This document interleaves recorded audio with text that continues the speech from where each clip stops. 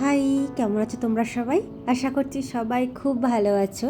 আমিও ভীষণ ভালো আছি। মাঝখানে আমি নবদ্বীপ গিয়েছিলাম বাড়িতে হঠাৎ করে রথের পর বলছিলাম, না দোলের পর মানে কয়দিন পরই গিয়েছিলাম মা আর আমি আমাদের মহাপ্রভুর বাড়িতে। মানে মহাপ্রভুর বাড়ি আর আমাদের পাড়া, মানে আমাদের বাড়ি মধ্যে একটা পাড়া, শুধু আমাদের পাড়া, আমাদের পরের পাড়া হচ্ছে মহাপ্রভু পাড়া।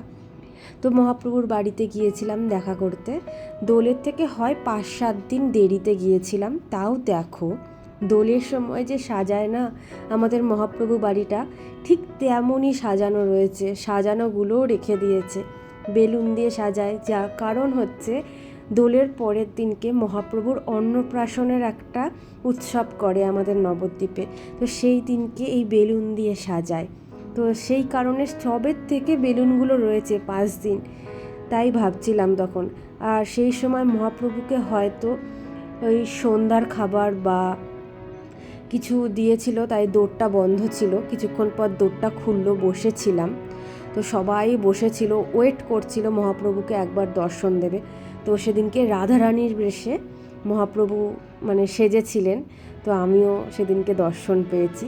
একটু জুম করে তোমাদেরকে দেখাই মহাপ্রভুকে। দেখো কি অপূর্ব লাগে না?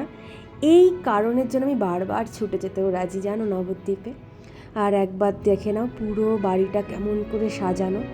তোমরা এরকম ব্লগ দেখতে হলে আমাকে বলো, আমি মাঝে মাঝে করব।